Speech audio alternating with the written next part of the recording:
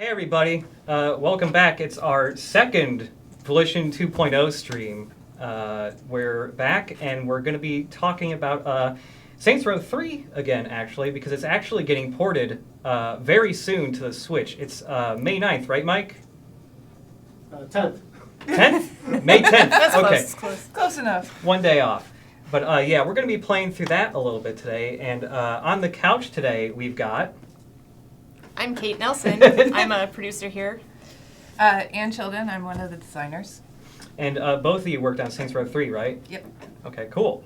And also, over in our control room, we've also got Mike Watson.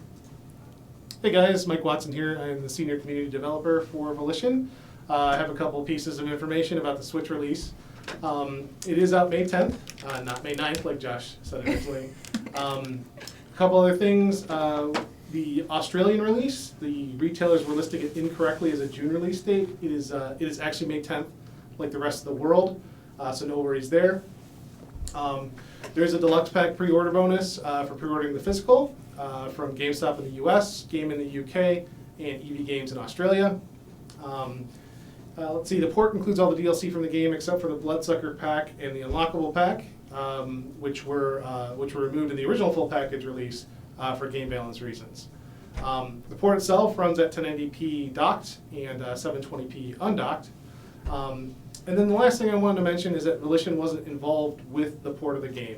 We're doing these streams and we're playing co-op because we did the original game, but we're helping to support the Switch release, which was done exclusively by Deep Silver Fishlabs, who will be joining us on Friday early morning to play the game, and they'll be Skyping in and talking a little bit about the process and how they did the port. And I'm going to turn you back over to these guys to play the game. And me, I'll be playing co-op on my undocked Switch. All right, dope.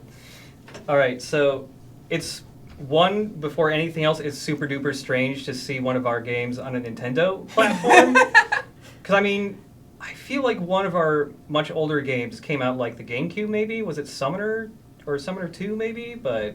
Yeah, we had early games there. But yeah, so far our mature franchises haven't quite fit the nature of the Nintendo platforms. So this is extremely exciting. Yeah, it's also just a thing that's been learned for a very long time is like all of the Nintendo buttons are like reversed from the Xbox button prompt, so everything is just like, ugh, everything's the opposite of what I'm expecting it to be. I have that issue at home going from PS4 to Xbox One to Switch. It's like, where's X? Where's A? I've I've trained my mind pretty well to flip between all of them, but I still get caught off guard with certain games where it's just like I only ever played Saints Row 3 on the PC. So, all right. Oh, you have a nice look. Yeah, so I'm still working on this guy at the moment. I doubt anyone in the chat's gonna get it, but I'm specifically trying to get Jetstream Sam from Metal Gear Rising: Revengeance. I'm getting close, but I need a Decker's sword. Yeah. Yes. Before this will work, and also I need to get his colors a little better here. All right, I just loaded it. I'm coming to join you, Josh. All right. Is Idle in theme, or is he? I'm my usual weird self. I see. Oh man. As this game lets you do. God, oh man. Did you change more since last time we played? Because I feel like you weren't. These colors are different. Good lord. The hair curlers. No, the same. All right, I must just be misremembering from when we tested this out earlier today. This is one of the best parts of the game, is just seeing how people want to express themselves. Yeah, like. Actually, I'm looking at the footage, and yeah, they've actually changed. My skin color should be like white, and it wound up black in the game. Huh? Which is kind of weird. Oh no! So that wasn't intentional. It looks awesome though. So yeah, it's a good look. I mean, it's giving you a nice glow in the dark look with your hair curlers, which is, I mean, great. It fits in my with the opinion. lipstick too. It makes the lipstick glow. Yeah. So yeah, both of you worked on Saints Row 3. What aspects did the two of you work on? I worked on several different missions. I think you've actually played a couple of them already. And I also did some of the activities like Guardian Angel. Oh. Wait up. Wait up! Okay. Saints Row 3 was actually the first game I worked on at Volition. I was hired actually right at the end of pre-production, so. For a good amount of Saints Row the Third's development, I was working on Red Faction Armageddon, and then when I first rolled onto the project, it was probably, as production was starting. I worked primarily on it wasn't a port, it was a simultaneous platform that we were developing. I worked on the PC version of Saints Row the Third. Okay. Because we were extremely committed to making sure that our PC version of the game was going to be comparable to the other two platforms. So that was a really fun project. And then I did a lot with random things that producers do, like ratings board submissions and strategy guide compilations, things like that. So I got to, at the time, run around and hear everybody's crazy stories, and also record all of the best content of the game, and put it all in one big line, video, which was really fun to watch. So the best and worst moments of the game all in one watch. Super fun. Like this. We had to explain, hey, you can do this to people, but because the cops show up, it's okay. People. Right. Because if you can harm civilians, but if they're punished, then it's more okay from the ratings board standards. They don't want you to just get off scot-free Right. We have to have killing innocent consequences. people. I think I remember hearing about this when we streamed several years ago, some Saints Row 4 stuff. I think specifically like the ratings board in Australia was more sensitive about that stuff too. Yeah, it changes for different regions for sure. Yeah. So we'll see. Yeah. Yeah, Saints Row 4 was interesting because we had to explain how you were shooting simulated pedestrians in a simulated game. Right. So it was less of an issue because they were a Even simulation. though it looked exactly the same. Yeah, they were simulated. Just because of the framing. Yeah. That's interesting. Yeah. So yeah, it's nice to see our notoriety system working here. And you took the car. That should be extra punishment. We gotta work on I think I'm trying to remember, like, there would be some stuff that would happen if you did take the car. I don't know if it's actually punishment. It's more fun. Yeah. Well, I always like that you can turn on the sirens with the Yeah. guard stick. It's like the Yeah. I also like the cars get out of your way when you do that. It's Yeah. a nice little touch. That goes into our traffic AI that we have set up. So where are you guys going? What are your plans? You're just gonna Wherever right now. The you're world's just our gonna oyster. destroy the city. Like, that's fine. I'm just sitting there watching the city. I loved our city. Like, this was one of, to me, just an amazing city to drive around, just from day one. Also, excuse me for a second. I'm going to turn the air off. Goodbye. You know, like the ambient noise of the fans. Yeah, At least it'll stay cooler for longer in here. sure. Yeah, you mentioned, Kate, that you worked on the guide a bit. Is that the Yeah. one right there, right next to you? Yeah, so this was, we worked with Prima Games. It was a really fun project, and they called it the studio edition of the strategy guide. The reason being, they spent a lot of time with us on it. So throughout the guide, there were tips and tricks for basically every mission, every activity that you could play, like secrets from behind the scenes and funny stories and anecdotes along the way. Yeah. So I really liked working with them on this particular project. That was fun too, just because as like a dev, there's stuff in there that I did not know because other departments were handling it, Yeah. and I found out some just hilarious stuff. Yeah. So, like, I wouldn't have known, but yeah, I went up to the audio guys and were like, yeah, in one of the, like, some distant, like, porta potty station or, like, side of the road, like, bathroom, they had a guy in there making a lot of noise as if he had a really bad lunch. Right. And it is the longest sound effect in the game. And it's off one of the highways, like, on the east side of the city. Just random stuff like that. I wouldn't have found Right. it from playing, but that's the kind of stuff that you learn when you run around and talk to people about it.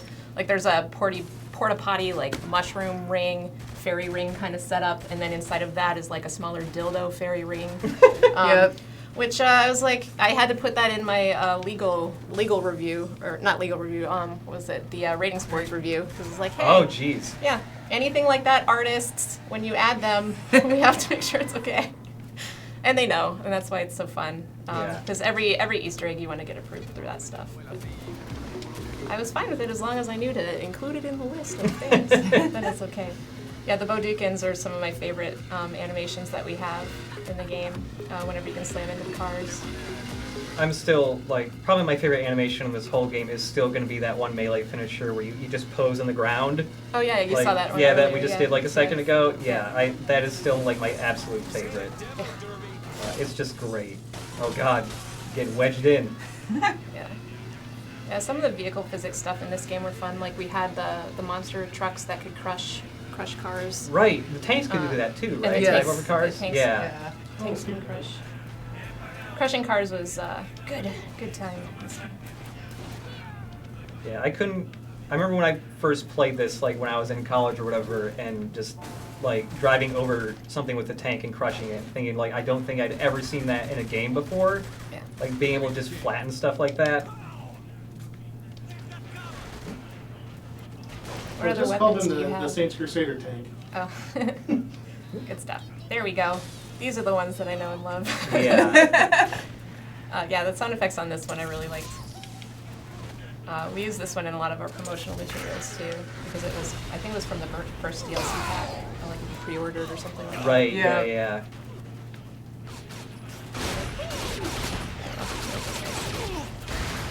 So sniper scopes are always a contentious thing for developers. Really? Why is that? Because they defeat like rendering and streaming sometimes. Oh. When you play the Gotcha. bulk of the game, or you're used to rendering the game at a certain distance from the player and their camera, the sniper scopes tend to subvert that. Right. So that's why a lot of games sometimes have Oh, it no. blurry on the edges or like really targeted. Yeah. Oh, what happened? Did you? I kind of belly flopped off the bridge there. Didn't mean to, but Oh, there we got the tank. Yeah. Chilldon. Oh yeah. yeah. This is a little. Oh, hey, there you are.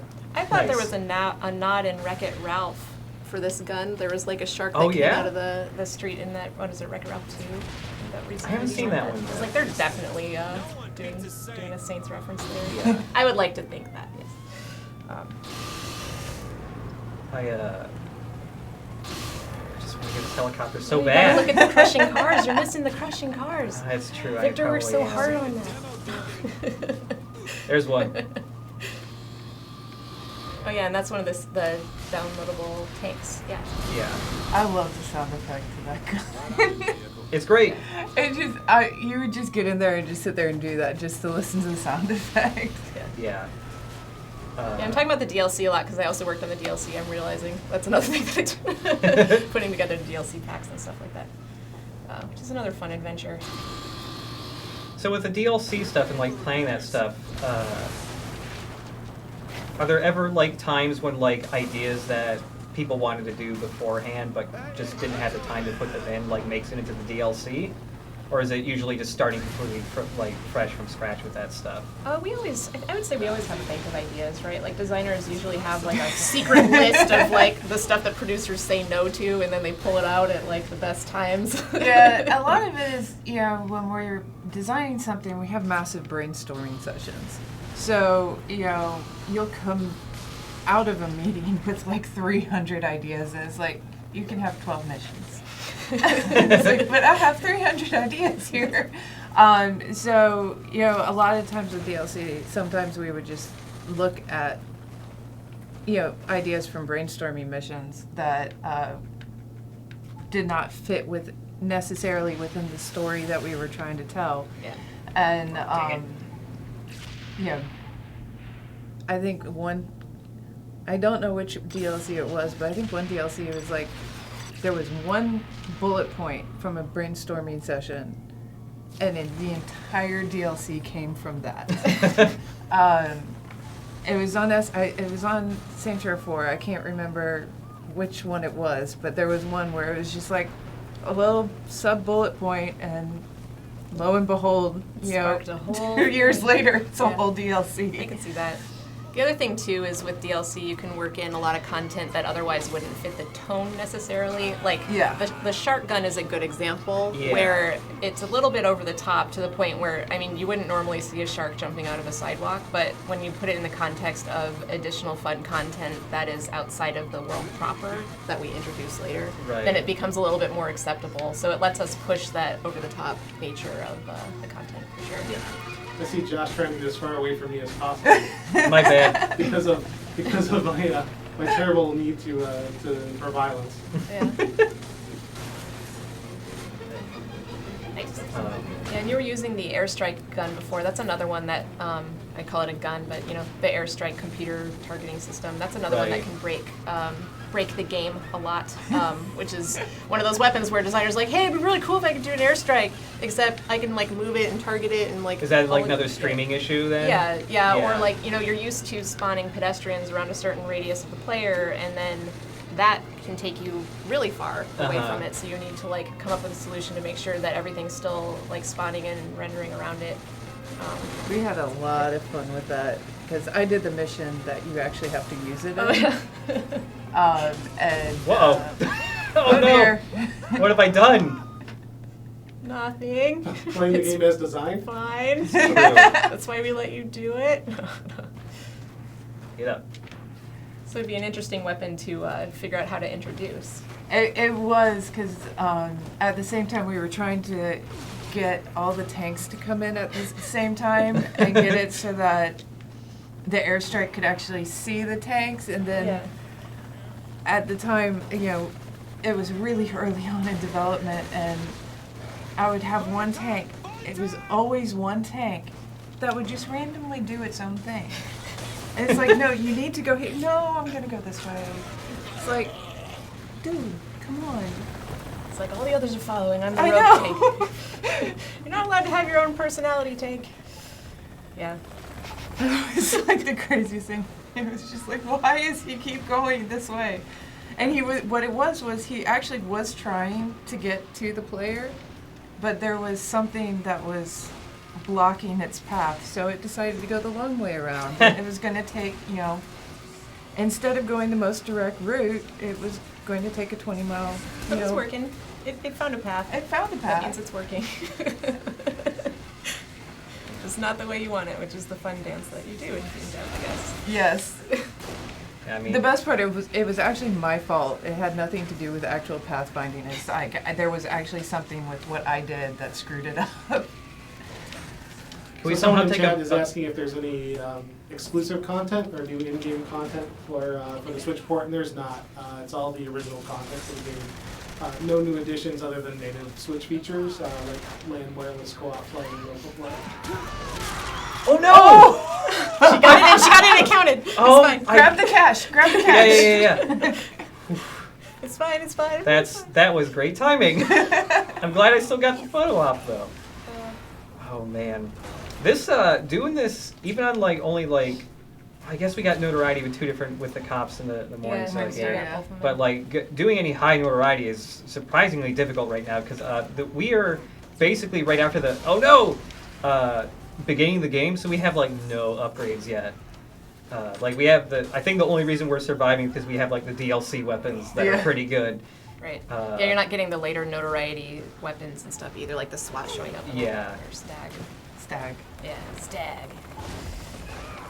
Those VTOLs were fun. Yeah. I love the VTOLs. Yeah. Stop looking at me. Just want to be in an alleyway for a second. Whoa! Were you trying to start a mission there, Mike? Yeah, I was trying to start the mission. All right, in a safe zone. Yeah, let's try that again. You gotta run far. Did it go away because he got shot while trying to do it? Because I don't think I canceled. There we go. Okay, cool. Heading to the airport. Oh, I think I know which one this is. Pierce, you're supposed to be looking for Loren, not going house hunting. See, that's the beauty of this place. It's owned by the Morningstar. All right, I'm listening. The Morningstar have a penthouse downtown where they're throwing some big party for their global contacts. And their real estate agent will be there, right? Real funny. I was going to say we crash the party, kill the Morningstar, and keep the place for the Saints. Ha! I'm game. What's the plan? The Saints will be downstairs until you can unlock the elevator for them to come up. Oh, wait. If I can't go up, then how... Oh. Right, penthouses. That's right. Meet me at the airport. It's just cracking you. Yeah. The drive-by stuff is fun.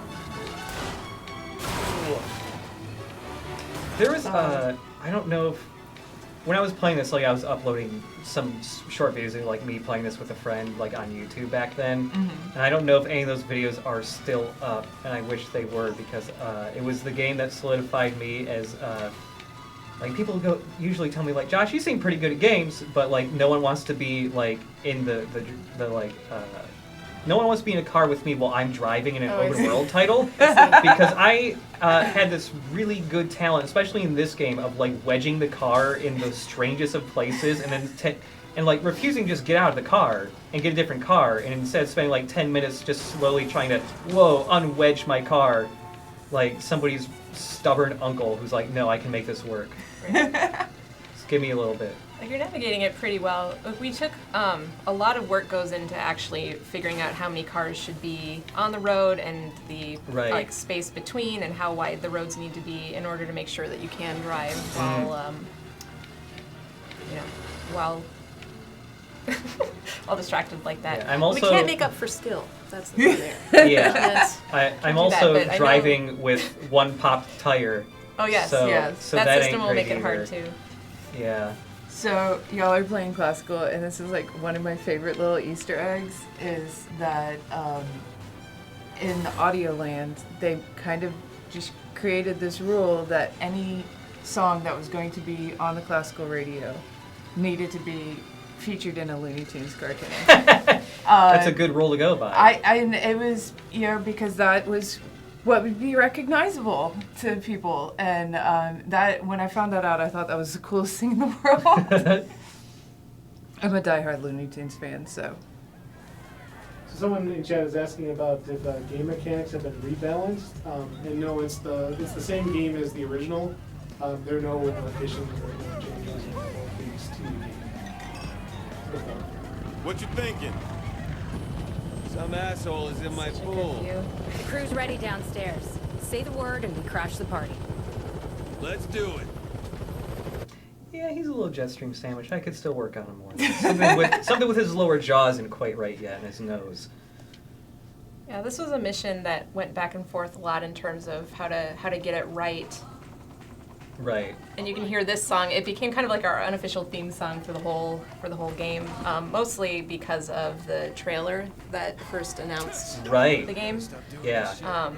So yeah, Power is a very powerful song to have. And this mission, it just wasn't hitting for us until I think it was someone in our audio department had the idea to add this song to this mission, and it just created the whole moment. Yeah.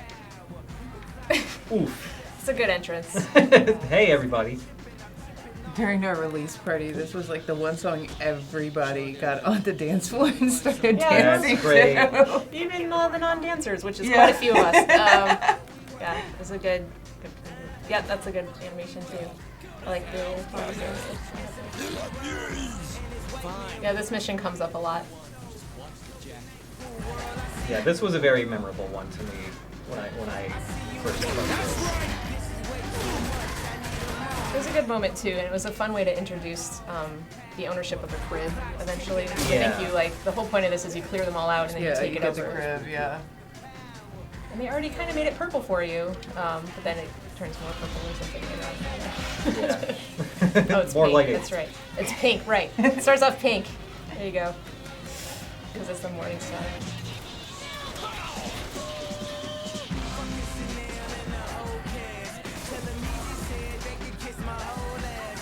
To this day, I still cannot hear this song without automatically Some explosives can't thinking handle. back to this. Yeah. Look at all this shit. No way they're giving this up without a fight. Here I would always just human shield a lot in Pro. Yeah. That's one of the reasons why the Bloodsucker pack is not one of the DLC that comes with this. You can't. Oh, you right. can't do human shield if you have a Bloodsucker pack. Yeah.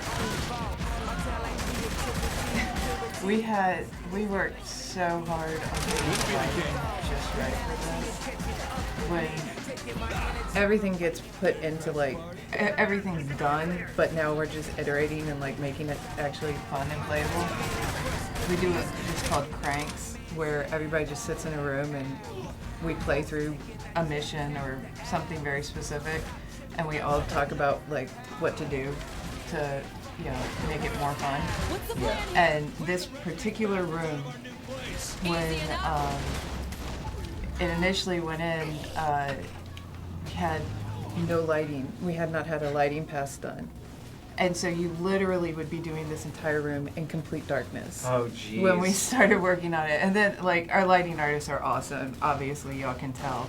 But it was the funniest thing trying to iterate on it before lighting had a chance to go in and actually do something. Which is really not fair to them. But Yeah, that's part of the production process that we talk about. I think now we make it a habit to put temp lights in, even if there's an interior. And, you know, everyone understands this is not final. Oh, and there's some of your gang members. don't shoot them. She's trying to help. Yeah, I always like being able to customize your own gang. That's a fun feature.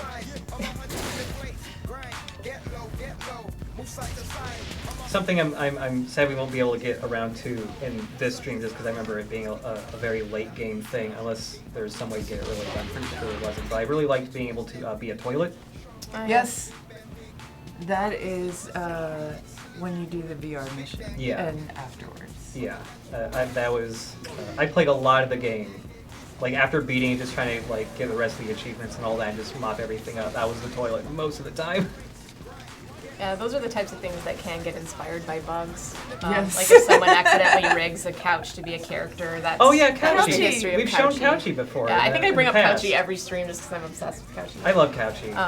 Like the toilet's a similar idea, right? Like you can technically make your character be any mesh in the game and run around if you want. Yeah. It just might break some of the animations or some of, or you know, any number of things, which is why when you are the toilet, you're limited in what you're able to do for that sequence. But right. you don't need to do a ton in the VR as the toilet. That's the point. I bet he knows how to disarm. Yeah, I was. I mean, it's been in previous streams. I think you'll remember it, Kate. But there were some times where with console commands we swapped out the player character's model with the Distant Ped model. Oh.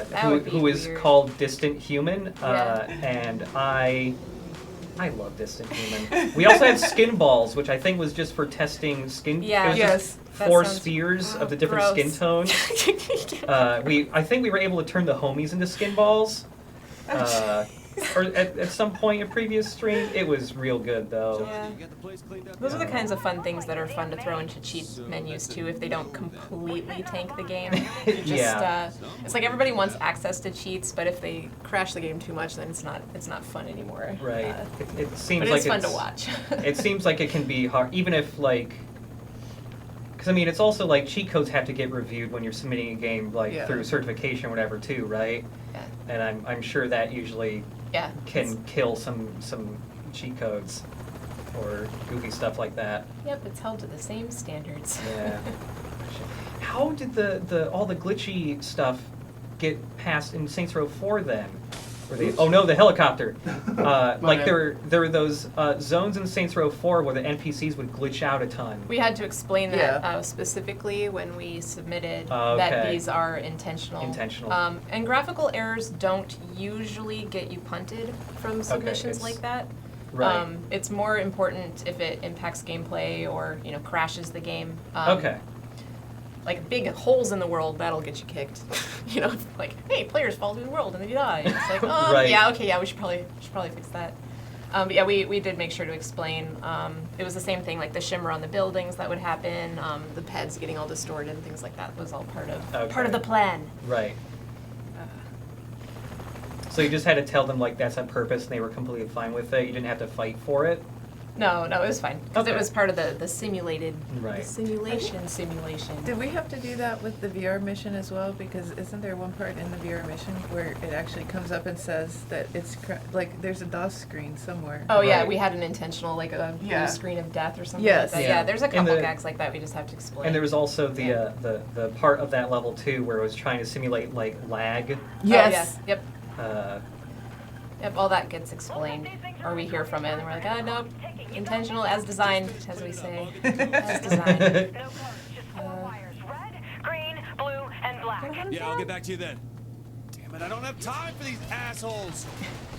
Don't fuck with the Saints. I think we talked a long time about having women on the ground for the games. Like as you see, like as we went further in the franchise, right.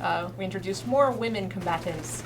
So it was cool to see. They also have what is it? They had the taller shoes, I think, that made all their animations have to be adjusted. Yes. Oh yeah. I remember that. I think that happens for your avatar too. Yeah, I've always wondered because like there are like some games with some customization where it's like, oh, you put on boots and they get taller, and is like that a huge hassle to get that working? They have to like translate the animation down the equivalent of the Okay. height that's added. So usually there's real-time systems that can handle that, but it is extra work. Yeah. Oh, there's my favorite. I love Matt. With respect.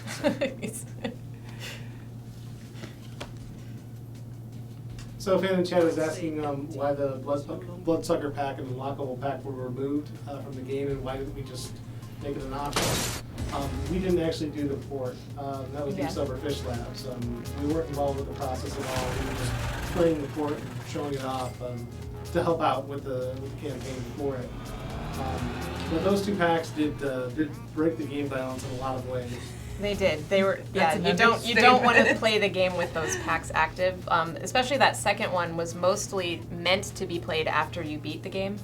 It was Yeah. a way to just enhance and let you get the other options you didn't select. Oh, we should also be mentioning me and Mike, playing co-op here. I'm playing the Switch docked, and he's playing it undocked, and we're actually just doing local play, so it's just like local wireless play between two Switches in the same room. We're not Yeah. even like online or anything right now, which is, it's just weird to see an older game that you're used to, you've played a ton and seeing it in like, oh, suddenly it's just on a handheld. My favorite thing in the world to do in this game is jump off that helipad. Oh yeah, I mean, cool. Yeah. I forget how early you can pull it. I was probably gonna smack right into the train tracks. Oh man. That's so high. Oh man. Look at how cool this building looked with the lights at night. Yeah. Have any other stories from working on this? Anything really goofy? I remember there was one you were talking about right beforehand. You don't have to bring it up if you don't want to, though. I don't want to pressure you. The safe word mission. I think that's the mission. What the mission's name is. Safe word. Yeah. Basically, you are drugged and naked and are getting ready to be sold as a sex slave because Saints Row, and that was one of the first missions I was put on when I was hired, and I was here for less than a month. And I was trying to get the basic skeleton of the mission and trying to figure out how to make the player naked. And kind of forgot that I was in a room filled with guys and just basically busted out with, does anybody know how to get naked? And the guys I work with are great. Nobody even batted an eye, and one of them just like, oh yeah, here, come over. And just showed me how to script it. But it was one of those where it was like, did I really just say that? Yeah, I think we have a lot of those moments working on Saints Row Row. games. I think that is. There are a lot of those moments. It's like, wait, what are we talking about? Are we seriously talking about the physics of this bat? Are we seriously Yeah, talking about if it's okay to have a shark jumping out of a Yeah, it just seems like there's a lot of things where if you came into a room halfway, it would be real weird. Yes. Yeah, totally. And actually, during that whole instance, somebody did come into the Uh-oh. room in the middle of it and was just like, Yeah. And at least one noise complaint filed. Yeah, the VTOLs are really cool. I like the ability to switch between helicopter controls and plane controls. Yeah, that's really neat. This is one of those things that takes a lot of play testing too, because some people want the more really careful controls for helicopters and VTOLs, and other people want to just more easily drive. Some people want this to be Ace Combat or something. yes. Yeah. There was actually, we had an online message board inside the studio, and there was a huge thread because as soon as the VTOLs went in, everybody wanted to play with them. Yeah.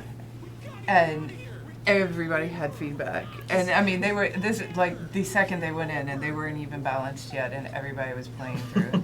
Yeah, our company was very early on, had the Descent franchise, Free Space franchise going on, so there's a lot of opinions about how to fly and flying. Even our slew controls, like in the game when you're not when you're not flying something but you're trying to in a debug mode fly around the game, they were using the old Descent controls for that. So I had to I remember when I first interned, I had to learn how to play a flight sim essentially to just develop the game.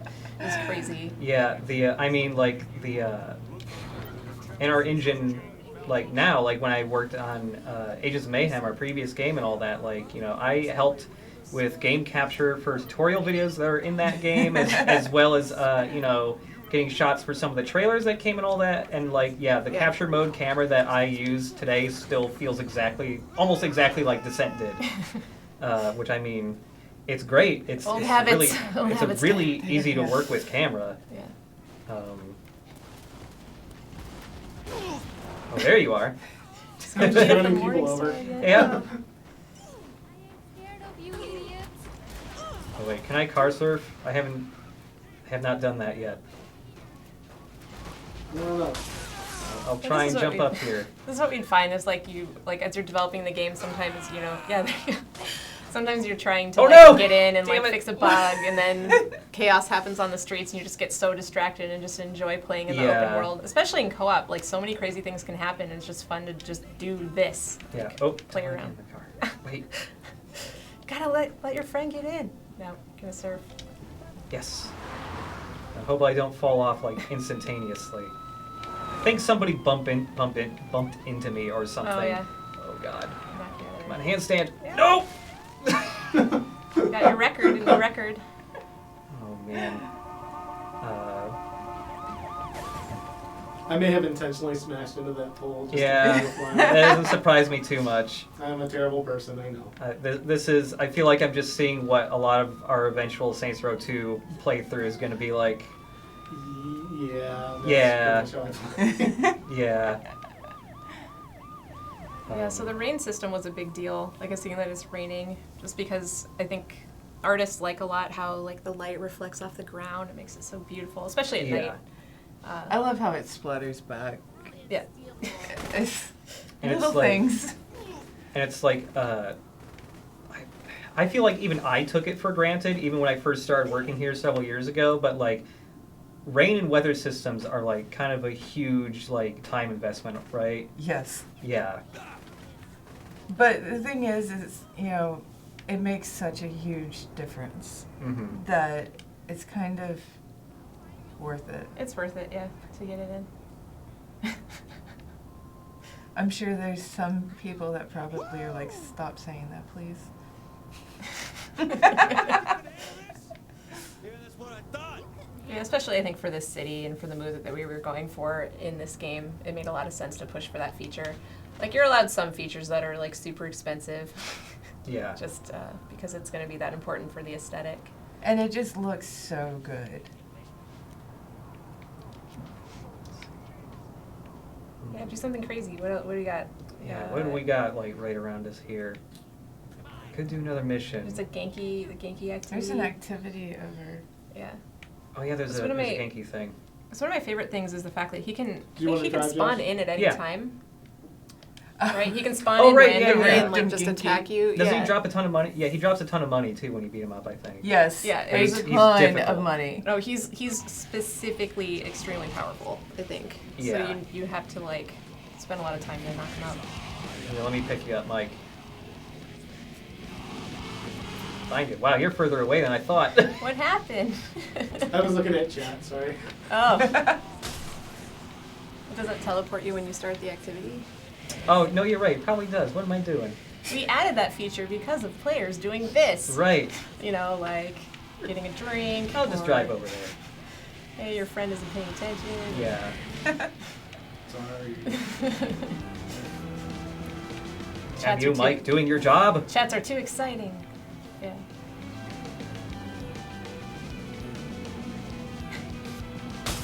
You guys need to see the city again. You were saying before you love the city. It's I a cool one. really love this city.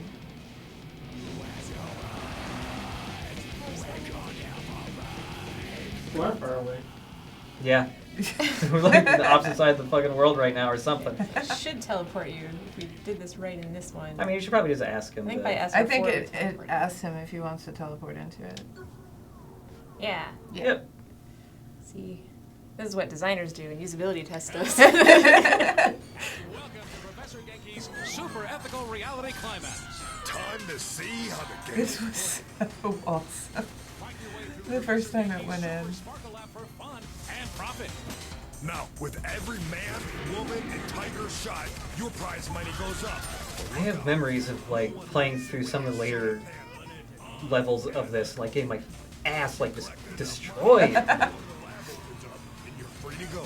But if you think it's that easy, There were some emails like, oh, for a time frame, there was that sad panda in If you want to at least half of the emails I would get every day. And I think some people even had like custom signatures in their emails specific to Ginky. Ginky is well loved here. Yeah, he kind of became our unofficial mascot of the franchise. Yeah. Like a lot of people like Gat, a lot of people like Genki. super ethical reality climax. Especially because our player character, since our player Good character is start. customizable, it's hard to be like, oh, that's the armed person mascots who and those is freakishly representing huge the full hunters, they franchise. can win a hefty Genki always has been consistent This game looks deadly because it And is. since this one. Yeah. yeah, I mean, like,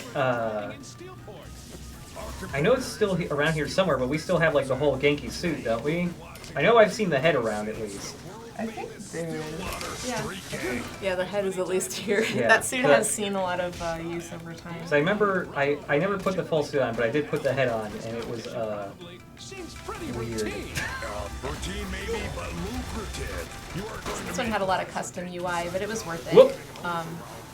Yeah, in that case, like Shock Panda. Yeah. It's a lot goes into it, and it was also a way for us to highlight all of the different, like, we call them the mascot outfits. You have the Saints Flow can, and you have like the rabbits and all these things. But the Saints Flow can, I think, is my favorite. My car got covered in sewage by a Bigger passing moment later on in the septic truck. franchise. yeah. What The bobbleheads were from the beginning of the game. Yeah. The Gat Didn't do a bobbleheads. damn thing. I just wish I had rented a convertible. Wait, See, we don't typically have a lot of Whoop. like dungeon puzzles, damn it. but this game definitely, this mini game definitely let us work those in. it's been a long time since Professor Genki's has seen the caliber of shooting. These announcers also, a lot of love went into writing the commentary for this, for those recordings too. Performance for the record books. They're pretty funny. Like sometimes I just play it to hear them, hear their riff on everything. Right. There was a team meeting, I think the first time we got the audio back for it. And everybody was just like, up until this point, you're playing this game with absolutely no commentary. Yeah. And then they put that in and we showed a video of it and everybody was just freaking out. It was like, oh, this is awesome. Yeah, really this whole stream is about the power of audio. So yeah, adding power to that one mission, adding the announcers here. It's good stuff. Spectacular performance. I don't know how you technically get a headshot on a Coke can, but I'll allow it. I feel like you should get even a more soda points can, because yeah. you somehow found their head.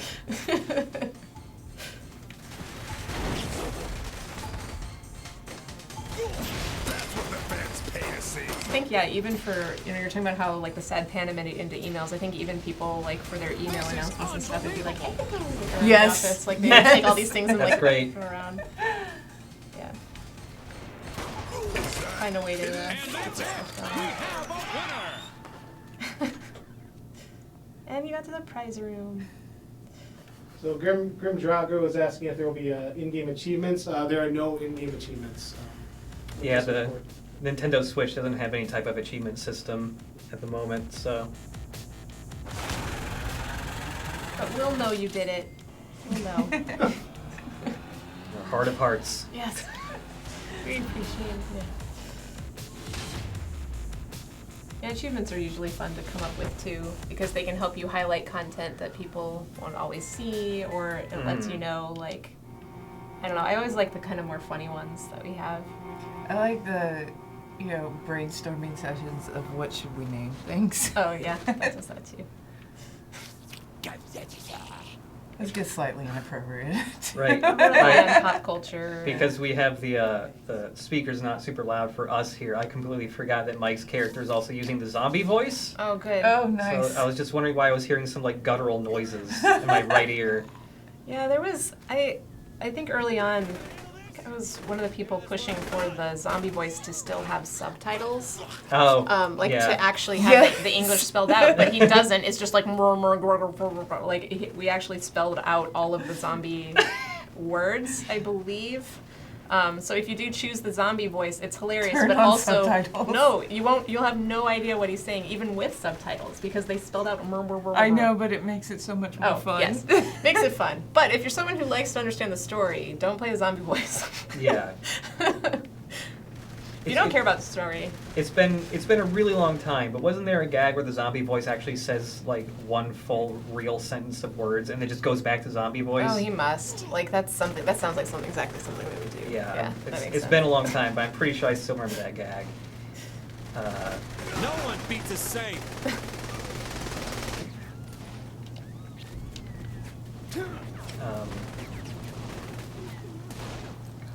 More street havoc.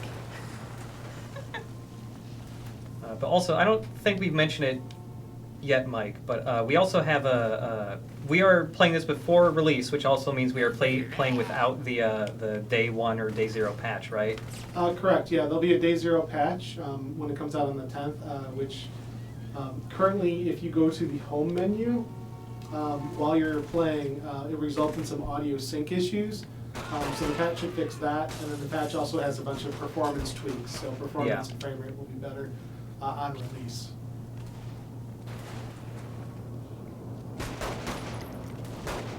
We had so much fun making this game. I was just sitting there thinking back to like all the different things we did. Oh. So how did it compare to like development on the earlier games? Like as far as, you know, the process, was it smoother? Well, I was hired on SR3, so I couldn't speak to earlier games. Take good care. I was mostly on the Red Faction franchises.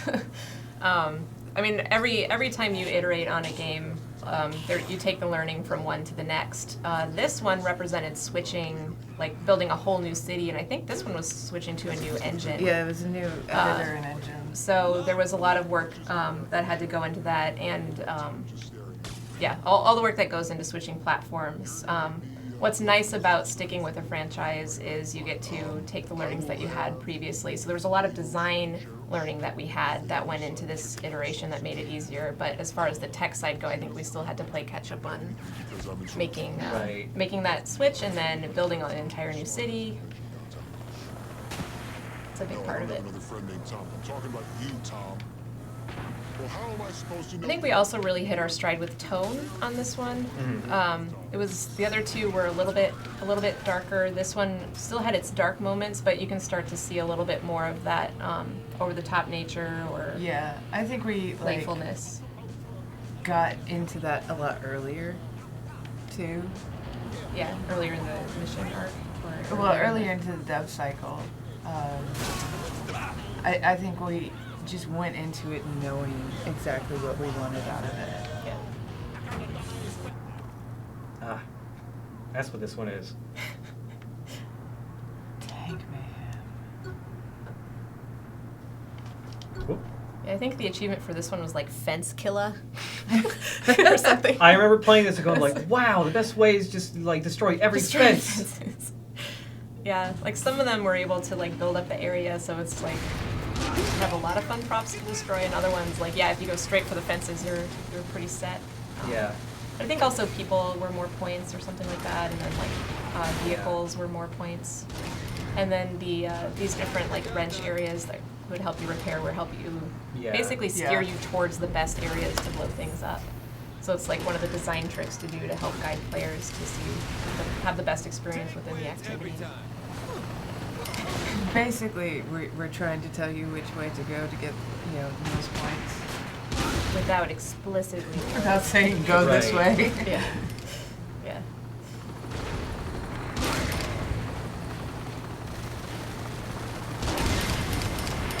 Fences. Gas stations work too. Yes, gas stations are always a good bet. What I liked about this one is I always felt like this activity was a nod to the Red Faction franchise a little bit, since we're all about destruction. It's like our nod to that. But it's also just super fun to wreck stuff. Yeah, this is definitely one of the activities I remember playing. Like, once I found it, it was like, oh, I'm just gonna do all of these now until I'm done with them. Like, I don't think I did anything else. Yeah. Until I finished those. Not the trees. There's the fences. Go, go, go. No. Wooden fences. That one's on the... Yeah, the wooden fences, you can actually just go down there and just shoot all of it and just, like, rack it up.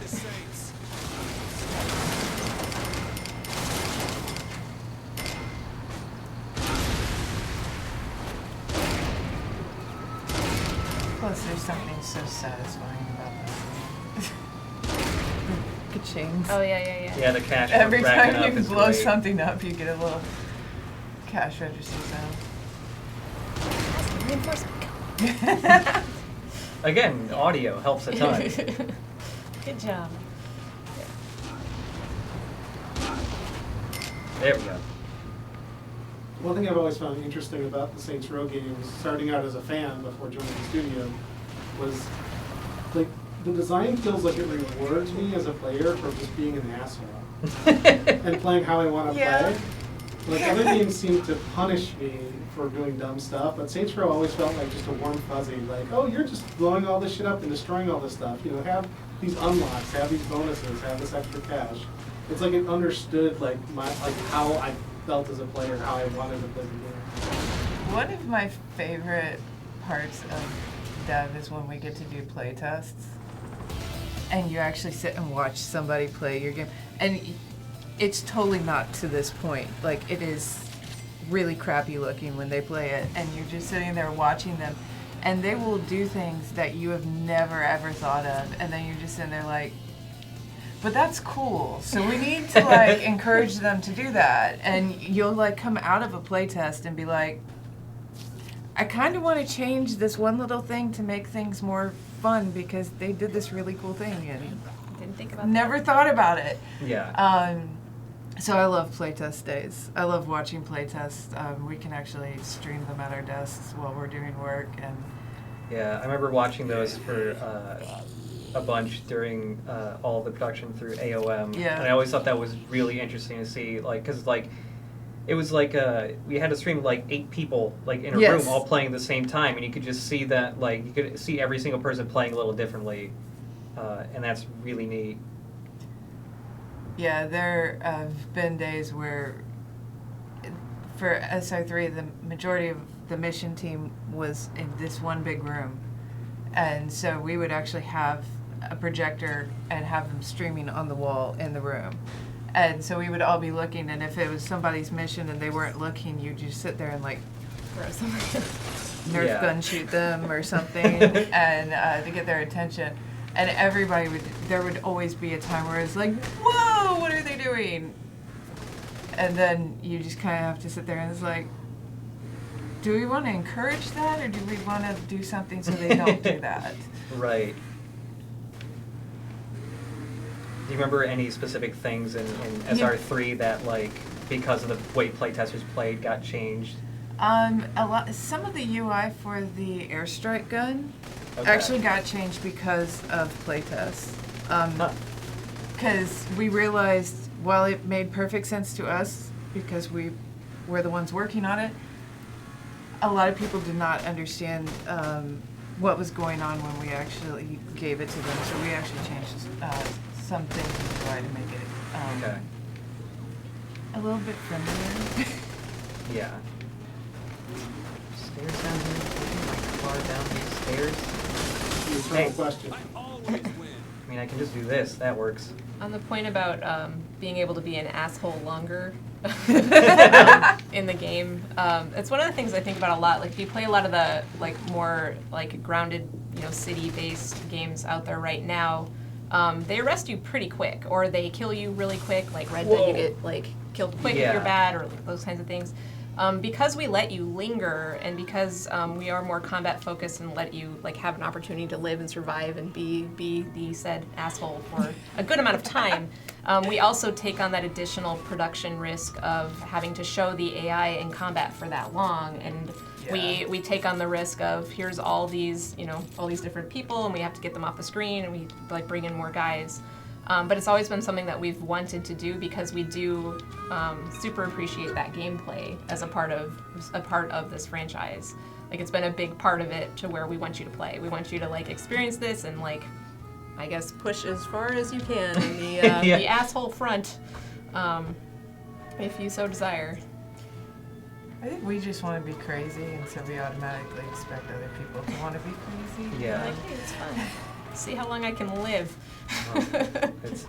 I pointed out before. It's not in this. It's in the one of the clothing stores. We point out in a stream forever ago that it's the one that has a bunch of Halloween costumes. Oh, let's pretend. And it has a lot of the secret face thing. Yeah, it's got a lot of photos of developers. Oh yeah. Yes. I'm pretty sure he doesn't work here anymore, but our previous video editor, Alexander Mejia, I'm pretty sure he's in a hot dog costume in one of them or something. I believe it. I vaguely remember that. There's actually a lot of developers in billboards as well. Oh yeah. There. Yeah, there's a lot of graffiti themed off of different environmental artists. There's a lot of names of devs on street signs. I think someone modeled their childhood home on one of the areas of this city. Wasn't your husband Doug Nelson? Wasn't the Nelson car named after him? I think so. Or he likes to say so. There's also, I think it's SR3. Someone had a family member die, and there's a plaque. Yeah, it's near the water. Yeah. In remembrance of that person, and that was really neat to me. So. Yeah, we try to work in, as long as developers ask, hey, I want to add this Easter egg or I want to add this thing, we do our best to see if it can integrate into the world in a way that makes sense. We don't want to break the immersion of the game, but a lot of that stuff we've been able to find ways to make it work. And there's also the one that I can't explain is the large cabot. That one we're just no, it's not grounded at all. I think he's in this one he's chained to a boat, I think. Yes, a little brutal. It's they caught the cabot. So there was the big one in Saints Row 2, you had to hunt him down. You had to do this whole really elaborate boat chase through not a boat chase, I guess it was a hunt through the ocean to expose the cabot, which was actually a rabbit-looking thing from the Summoner franchise. Yeah, it's from Summoner. Yeah. I think there's also cabots just sprinkled throughout the city, as well as duffel bags with dildos on them. Yeah. There's all sorts of stuff that people like to hide. I think it's every interior of the game. There's one room in Safe Word that is an entire dildo room, and it's got a fan made of dildos and all sorts of stuff. I remember I had to take a lot of yes. I had to take a lot of screenshots of that one. It's I can't. Every room had just something deplorable that I'd just be hey, ratings board. Wasn't there a dildo present in every single mission in SR3? Yeah, I think it's every interior. I think it's every interior. So it's Where's Waldo, but not the PC version of it. James Taylor mentioned that in free falling inside the plane, the dildo is inside one of the compartments. The compartments. You have to slew in to see it, but it's there. Yeah. So I don't know if that's comforting or disturbing to our players. Artists have fun. That's fine. But I think we tried to have a cabot in every game. since the Summoner series. Yeah, there have been, there were, at least in this one I remember, there were conversations of, where's the Cabot going to go? To make it a point to do it. But yeah, and this was showing off our customization, because players can customize cars and then call the car to them. I think you can even save your customization, right? Yeah. Yeah. So yeah, people will spend a lot of time on this. They'll spend a lot of time on character customization. But for the people who don't like it, we always have a default setting. So you're like, yeah, it looks good enough, go. But for the people who care, they can spend a lot of time on all of these things. Yeah, I'm one of those people, like, especially with character customization stuff, I'm the person that, like, goes to every slider and is like, is 63 or 62 better for, like, the nose tip height? Like, I am, yeah. I love that guy. because we spent money on that feature. We so spend a lot of time, like, it does take a lot to get this amount of customization. Towards the very end of production, we would have, like, just days where it would be play the game. And you would play the game in co-op, so it's like whoever you're sitting next to at that time you would play with. And there would be so many times where we would just get sucked into the customization. We kind of forgot to play the stuff we were supposed to be playing. Because you would get like an assignment, it's like, we want you all to play these missions and these activities, or, and yeah, totally, 3 hours later, we're still playing with the customization features, and it's like, oh, what were we supposed to be doing? yeah, we were supposed to be doing that, oops. Yeah. So like you saw all those rims, that menu. Another thing we have to do a lot in production is make sure that the assets that we have in our game are going to fit like a legal review process. So like we can't have cars that look like real cars, or guns that look like real guns, or even like tire rims that look like real tire rims. We definitely do a nod to existing models that are out there, but if we were to copy them, then we get into some like copyright issues.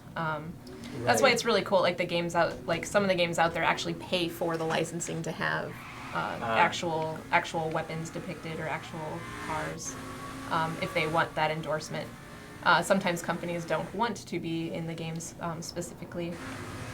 That's another thing that's gonna happen. Yeah, because I remember hearing about like something like Gran Turismo or something like that. That's like very serious about his cars. Yeah. Only some cars will actually take damage when they collide with things, because some cars do not want to show their cars like taking any form of damage. They want to be pristine. We have that with our cameo with actors too. Some actors they don't want to be killed. So you can put their likeness in the game, you can use their voice, but they'll have stipulations like you cannot let players kill me, or I do not die, or you know, because some people think it's funny and they don't care, and other people are like, no, I don't want my likeness being murdered in a video game. Like I totally get that. Yeah, totally. That makes sense. That's one. That billboard is actually one of the billboards we were talking about. That's actually Dean one was of the. That's one of the environment artists. Oh, really? Yeah. I didn't know that. And then Ding was one of our cinematic artists, so there's actually 2 call-outs there. Huh. Yeah. And you can actually jump through with the car, go through the. Oh yeah. Is there a ramp near this one, or?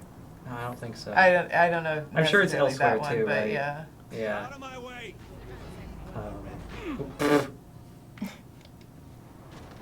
All right. Well, it's hitting about 5 o'clock, so we should probably start wrapping up soon. But yeah, are there any other last things you'd like to say about Saints Row 3 and your time working on it? This is probably one of my favorite games that I've worked on. Yeah. Did you work on games before Saints Row 3? Yep. Elsewhere? Other before? companies. Okay. Yeah, I enjoy this one a lot. And then Saints Row 4 I also enjoyed working on. Yeah. My baby is still the Red Faction Guerrilla, just because that's when I worked full time. Like I started at Volition on Summoner 2, but when I was hired full time, it was on Guerrilla, and I think it's like there's always that place that first one has, so it makes sense. That this one was right. Yeah. But no, there's a lot to love in this game, and the customization, I think, gave me my first, like, really feel-good moment. Like, I think it's, like, early on, you're shooting outside of a helicopter with Shandi. It was the first time I played with, like, a woman character with two women with a rocket launcher shooting out the side of a helicopter. I was like, yes, I didn't know I wanted this, but this game gave that to me, and I thought that was really cool. Yeah. Yeah. Oh. Oh man, it's too bad I just took one step away because that old man just put his dukes up, and I thought I was going to get in a fist fight with him. Yeah, I think the AI randomly will choose how they respond. Yeah. So some want to fight, some will run away from you, Yeah. some will take pictures. She They was tend to do so that good, stuff. she waited for the red light to cross the street.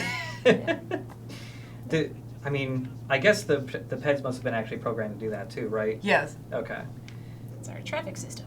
Yeah. Traffic light system. So. Right. I guess it would be bizarre if like everyone was just jaywalking all the time, just constantly getting run over. I mean, that's also fun, but it's just like, what's wrong with everybody? Yeah, that's Saints Row 3 on the Switch. It comes out May 10th. Yeah. Pretty crazy to see our game on a Nintendo platform, Yeah, especially when it's like this and not, you know. Yeah, I'm very impressed with this to see how it's running and the quality of it. Like, this is great. Like, I can't wait It to looks play so it. good. Yeah, like I played a little bit of it in handheld too, which is just always like a really strange thing. Yeah. But yeah, that was Saints Row 3. We're going to be streaming even more this week about this game. We're going to be streaming again, same time, Thursday. Actually, Mike, do you want to talk about that stuff?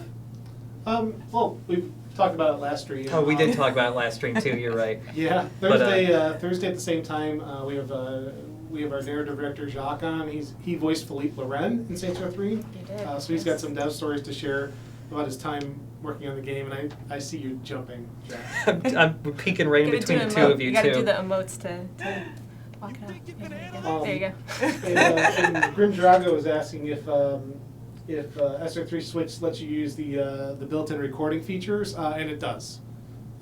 So it does have native support for that. So, but yeah, and then Friday we're going to have the Deep Silver Fishlabs guys on the stream. They're the ones who actually did the port. Volition wasn't involved with the port in any way. Good job, guys. They did a Great. great Other than job. playing it today. Yeah, it's But, super I think cool. they did a great job. So they're going to be on the stream and talk about some of the technical challenges they had with porting the game over and some behind-the-scenes stuff there. So it should be pretty interesting.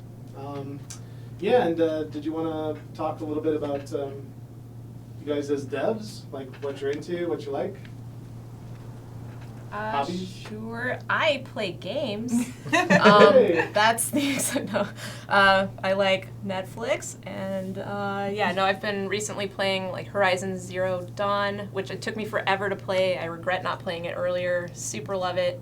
And I've gotten back into Sims 4 due to an unnamed friend that I'm not going to be naming. He's probably watching this and has gotten like a whole group of us back into playing Sims 4. Sims, which is a very highly addictive game. I avoid playing The Sims because it means that I don't play anything else. Yeah. It's like Sims and Civ are those two things. It's like you won't play anything else ever again. Yeah, I'm also busy with 2 kids, so I have I'm learning Minecraft and seeing Minecraft through a child's eye, which is brutal because he kills everything. Are they? It's really fun. Are they into Fortnite too, or are they a little like younger? A little younger for Fortnite. Okay. They're close though. He knows all the dances already. I actually had to teach Who him. doesn't? I had to teach him how to floss. I was like, dang it! Like, Fortnite, you win this one. I will do the I just reinstalled Vanished, and I've been playing that. It's such a good game. It is. I just get sucked into that. So yeah, Sims 4 and Vanished right now are taking all my time, which is kind of sad. I think. No, it's great games. Never apologize. And then I also do aerial, so that takes up a lot of my time outside of work as well. So yes, I like hanging upside down. How long have you been doing that stuff? Like, where do you even go to learn that? Is that even like a local thing? Do you have to go somewhere else for that? They have a studio here, and they have elsewhere as well. They have bigger studios elsewhere, but yeah, they do have a studio here, and they have. It's becoming very, very popular. So there's studios popping up all over the place. As for how long I've been doing it for about 4 years, maybe probably be 4 years in October. Okay. So I've slowly worked up to it. That stuff is super impressive. I'm terrified of heights, so I had to start really low. Yeah. That's. I mean, it must be like a big workout too, right? Yeah. Getting to the point where you can like do that for more than like a minute. I know I wouldn't be able to get up and do it. Like. It actually took me, I think, 3 months to be able to do a silk stand, which is basically all you do is you just lock your feet and hold on to the silk. It took me 3 months just to be able to do that. It takes so much strength. Like, I don't. But it's a lot of fun, and seriously, one of the best ways to relax is to hang upside down. So it's just like, I'm going to hang upside down for 5 minutes. I'll see you later. See, I thought like binge watching Game of Thrones or Magicians or something would relax me, and that is not the case. No, that's Not the that's case. stressful. That can be, especially after the past couple of weeks. That's been a little stressful. No spoilers though. I That's don't think all it's a I'm spoiler saying. to say it's stressful. That's it all I'm may saying. cause stress. Yes. Oh man. But And I've been playing a crazy amount of Super Mario Odyssey, and I love it so much. I tried playing as the Hat. Boo. Oh, in 2-player mode? Yeah. Yeah. The only thing that's good I'm so for excited about the is Hat.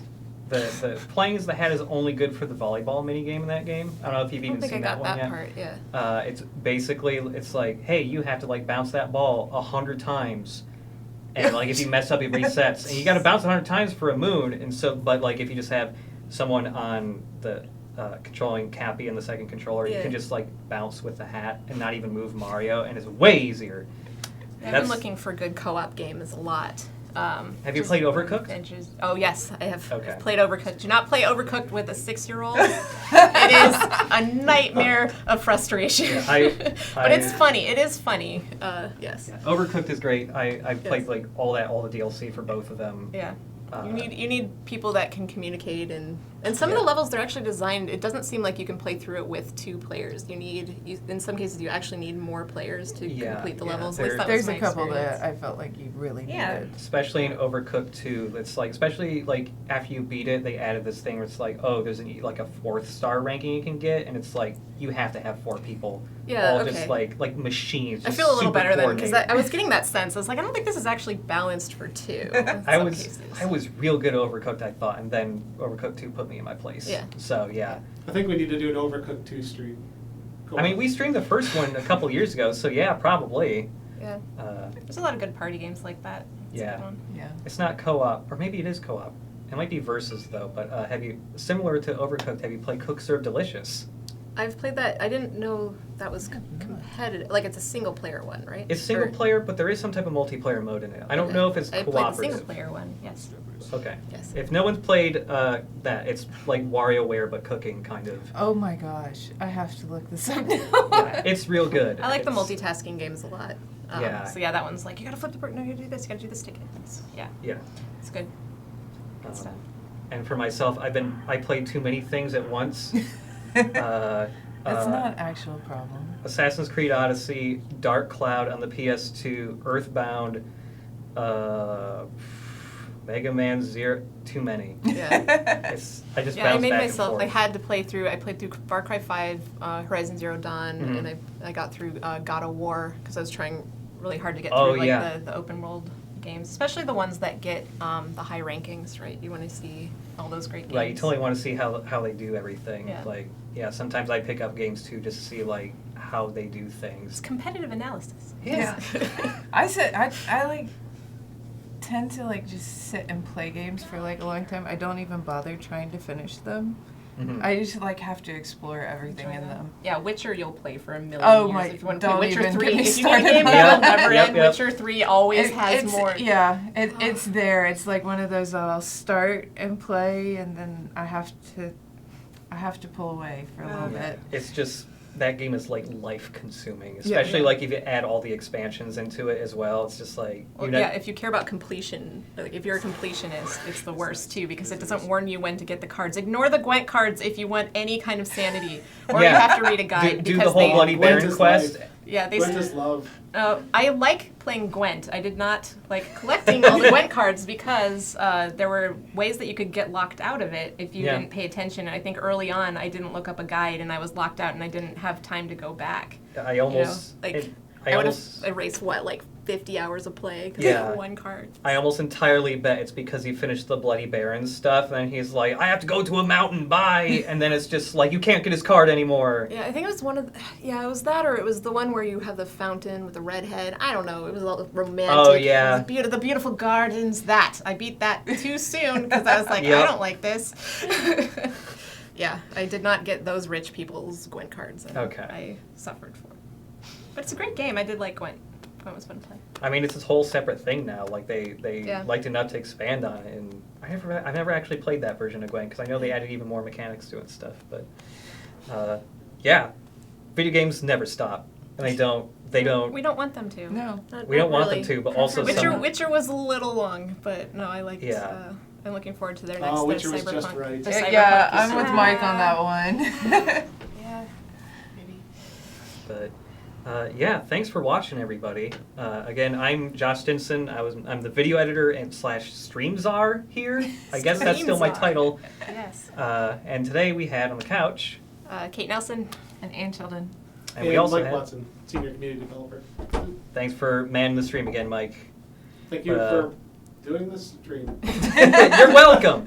But yeah, thanks for watching, everybody. And we'll see you next week. Or not next week.